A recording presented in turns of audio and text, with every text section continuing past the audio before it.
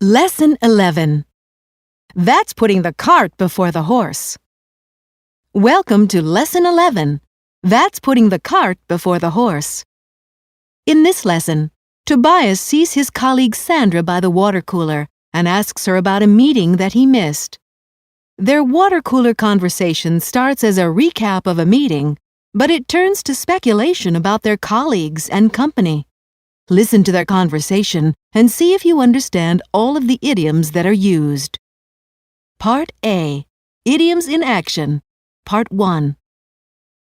Hey, Sandra, could you fill me in on the meeting this morning? I couldn't make it. I got a bit bogged down with the budget forecasts. Oh, sure. Well, Wilson officially announced that the Plainfield branch will be closing next month, and most of the people there will be transferred here. Yeah, I've been hearing about that through the grapevine for a while. So they didn't give many people the boot? None, actually. They offered early retirement to all of the people whose positions were being eliminated, and everyone leaped at the chance. Gee, I guess it was win-win then. Right. And of course, we're going to be taking on all of the accounts that were managed out of Plainfield. Makes sense. So what's next for us? You've probably heard about that big account they've been trying to win, Hanson Tech? Well, Wilson has a big project for us. Part B. Take a closer look. Okay, let's stop there. So far, you've heard these expressions. Listen to each explanation, and then try to repeat the example for practice. To fill someone in on something. To inform someone of something he or she missed. Tobias missed the meeting. He would like Sandra to fill him in on it. To make it to an event. To attend an event. Tobias had a doctor's appointment, so he couldn't make it to the meeting. Bogged down. Busy. Involved in tedious details. Sam had to stop renovations on his new apartment when he became bogged down with redoing all the old wiring. To hear something through the grapevine. To learn of something through an unofficial channel. I heard through the grapevine that Susan's leaving the company, but she hasn't announced it yet. To give someone the boot. To make someone leave. To send someone away. Here it is used to mean lay someone off. When his company fell short of its quarterly profit goals, Sam and several other employees were given the boot. To leap at the chance. To be eager to do something. To be very willing to accept an opportunity. I'd never gone to England, so when my company offered to send me to London for a conference, I leaped at the chance. Win-win, or a win-win situation. A situation that's beneficial to everyone concerned. When the Plainfield branch closed, the offers for early retirement were good for the company and good for the employees, too. It was a win-win situation. To take on something. To become responsible for something. To agree to a new responsibility. One branch of the company had to be closed, so another one will take on their workload. That covers the expressions you've heard so far. But before we continue to hear Tobias and Sandra's conversation, listen for the following expressions and try to remember what they mean. Hold your horses. Wait. Move more slowly. Kids, don't rush into the car yet. We're not ready to leave, so just hold your horses. To put the cart before the horse. To do something out of logical order. To perform a step before its appropriate time.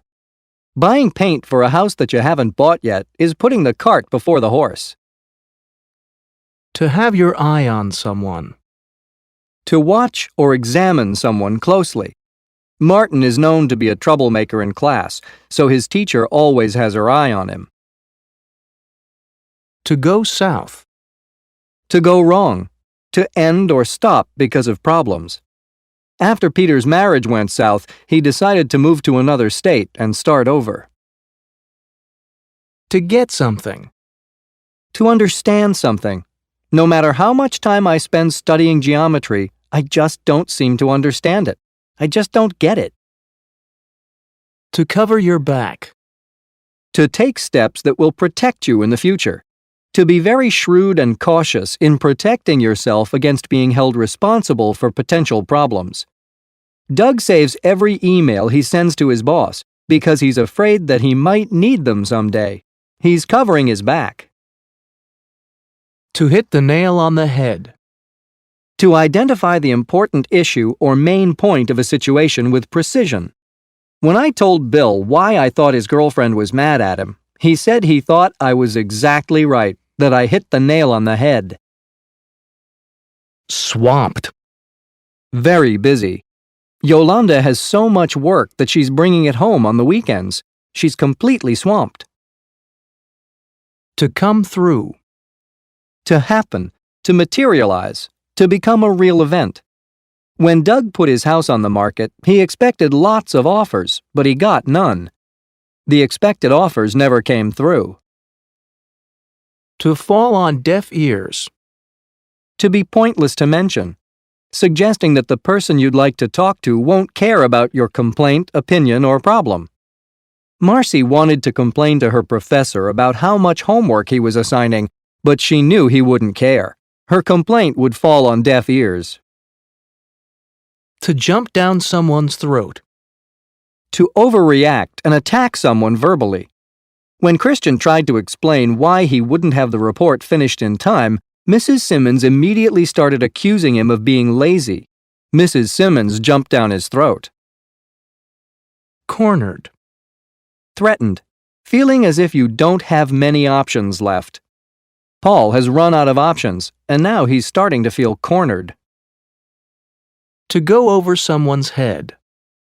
To not confront someone about a problem, but instead bring it up with another person who is higher in authority. Jack wasn't satisfied with the way his boss handled the problem, so he went over her head and spoke to the company's vice president. To not hold your breath. To not wait for something to happen with much hope.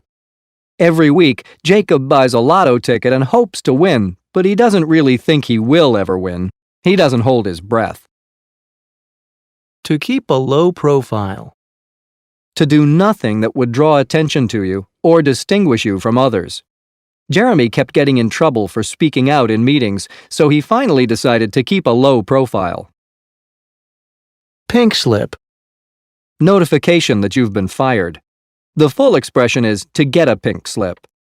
Cole's boss warned him that if he was late to work one more time, he'd be getting a pink slip. Written in stone. Fixed, firm, unchangeable. Whenever George makes a decision, he always sticks to it and never changes his mind no matter what. His decisions are written in stone. Part C. Idioms in Action. Part 2. Okay, now that we've focused on a few more expressions, let's hear what else Tobias and Sandra have to say about the new developments at work. A big project already? What's that? Wilson wants us to set up suppliers and shipping for Hanson. He wants to see a few different proposals by next week. We can get in touch with some of the people we already use, but... Whoa, hold your horses. Suppliers and shipping for an account we haven't won yet? Isn't that putting the cart before the horse? Probably, but I get the impression that this account has major potential, and a lot of people at corporate have their eye on Wilson. If anything goes south with it, it can't be his fault. Ah, I get it. He's just covering his back. Yep, you've hit the nail on the head. But it still seems to me that this is all a bit premature. I don't want to have to be swamped for a week over something that might not even come through. Plus, I have a lot of work to do for our existing accounts. Well, you could bring that up to Wilson, but I have the feeling that it would fall on deaf ears. Plus, he'd probably just jump down my throat. He gets like that when he's feeling cornered. Or you could just go over his head, make a few phone calls to corporate and... Yeah, right. Don't hold your breath. I think I'd prefer to keep a low profile. Not to mention keep your job. Yeah, no pink slips for me, thank you very much. Well, I guess it's written in stone then. What is?